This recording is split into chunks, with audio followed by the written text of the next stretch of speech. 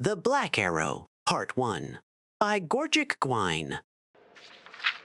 I was young when the Duchess of Woda hired me as an assistant footman at her summer palace.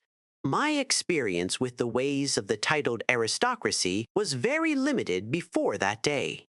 There were wealthy merchants, traders, diplomats, and officials who had large operations in Eldenroot and ostentatious palaces for entertaining, but my relatives were all far from those social circles. There was no family business for me to enter when I reached adulthood, but my cousin heard that an estate far from the city required servants. It was so remotely located that there were unlikely to be many applicants for the positions. I walked for 5 days into the jungles of Valenwood before I met a group of riders going my direction. They were 3 Bosmer men, 1 Bosmer woman, 2 Breton women, and a Dunmer man, adventurers from the look of them. "Are you also going to Moliva?" asked Perlissa, one of the Breton women, after we had made our introductions. "I don't know what that is," I replied. "I'm seeking a domestic position with the Duchess of Woda." "We'll take you to her gate," said the Dunmer Mizun Aiken, pulling me up to his horse. "But you would be wise not to tell her grace that students from Moliva escorted you. Not unless you don't really want the position in her service." Akin explained himself as we rode on.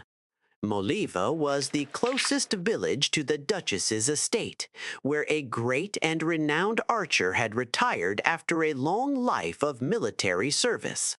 His name was Heelmaste, and though he was retired, he had begun to accept students who wished to learn the art of the bow. In time, when word spread of the great teacher, more and more students arrived to learn from the master. The Breton women had come down all the way from the western reach of High Rock. Akin himself had journeyed across the continent from his home near the great volcano in Morrowind. He showed me the ebony arrows he had brought from his homeland. I had never seen anything so black.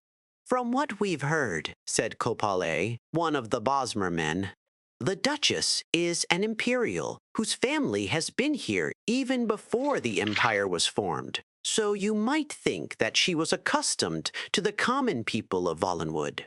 Nothing could be further from the truth. She despises the village and the school most of all."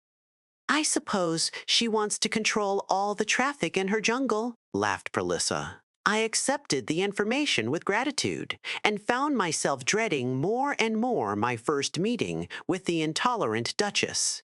My first sight of the palace through the trees did nothing to assuage my fears. It was nothing like any building I had ever seen in Valenwood. A vast edifice of stone and iron, with a jagged row of battlements like the jaws of a great beast. Most of the trees near the palace had been hewn away long ago. I could only imagine the scandal that must have caused, and what fear the Bosmer peasants must have had of the Duchy of Woda to have allowed it. In their stead was a wide gray-green moat circling in a ring around the palace, so it seemed to be on a perfect if artificial island. I had seen such sights in tapestries from High Rock and the Imperial Province, but never in my homeland. "There'll be a guard at the gate, so we'll leave you here," said Aiken, stopping his horse in the road. "It'd be best for you if you weren't damned by association with us." I thanked my companions and wished them good luck with their schooling. They rode on, and I followed on foot. In a few minutes' time, I was at the front gate, which I noticed was linked to tall and ornate railings to keep the compound secure. When the gatekeeper understood that I was there to inquire about a domestic position, he allowed me past and signaled to another guard across the open lawn to extend the drawbridge and allow me to cross the moat. There was one last security measure: the front door. an iron monstrosity with the Woda coat of arms across the top, reinforced by more strips of iron, and a single golden keyhole. The man standing guard unlocked the door and gave me passage into the huge, gloomy gray stone palace. Her Grace greeted me in her drawing room. She was thin and wrinkled like a reptile, cloaked in a simple red gown. It was obviously that she never smiled. Our interview consisted of a single question. Do you know anything about being a junior footman in the employment of an imperial noblewoman? Her voice was like ancient leather. No, Your Grace. Good. No servant ever understands what needs to be done, and I particularly dislike those who think they do. You're engaged. Life at the palace was joyless, but the position of junior footman was very undemanding. I had nothing to do on most days except to stay out of the Duchess's sight. At such times, I usually walked 2 miles down the road to Maliva. In some ways, there was nothing special or unusual about the village. There are thousands of identical places in Ballinwood. But on the hillside nearby was Master Hyomasti's archery academy, and I would often take my luncheon and watch the practice. Perlissa and Akin would sometimes meet me afterwards. With Akin, the subjects of conversation very seldom strayed far from archery. Though I was very fond of him, I found Perlissa a more enchanting companion, not only because she was pretty for a Breton, but also because she seemed to have interests outside the realm of marksmanship. There's a circus in High Rock I saw when I was a little girl called the Quill Circus, she said during one of our walks through the woods.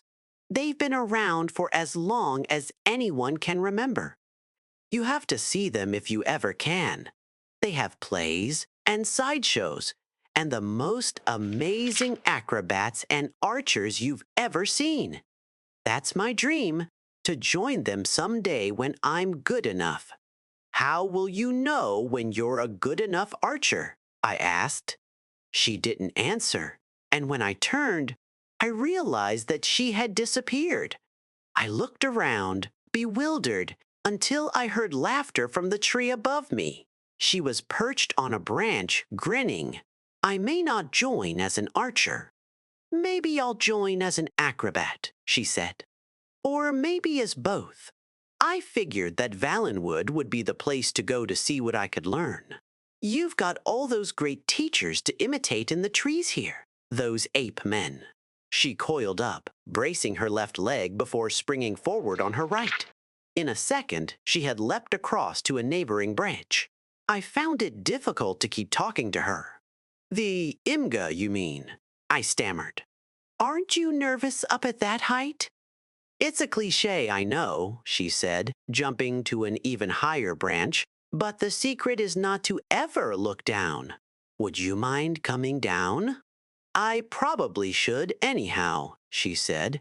She was a good 30 feet up now, balancing herself, arms outstretched, on a very narrow branch. She gestured toward the gate, just barely visible on the other side of the road. This tree is actually as close as I want to get to your Duchess's palace. I held back aghast as she dove off the branch, somersaulting until she landed on the ground, knees slightly bent. That was the trick, she explained, anticipating the blow before it happened. I expressed to her my confidence that she would be a great attraction at the Quill Circus. Of course, I know now that never was to be. On that day, as I recall, I had to return early. It was one of the rare occasions when I had work, of a sort, to do. Whenever the Duchess had guests, I was to be at the palace. That is not to say that I had any particular duties, except to be seen standing at attention in the dining room. The stewards and maids worked hard to bring in the food and clear the plates afterwards, but the footmen were purely decorative, a formality. But at least I was an audience for the drama to come.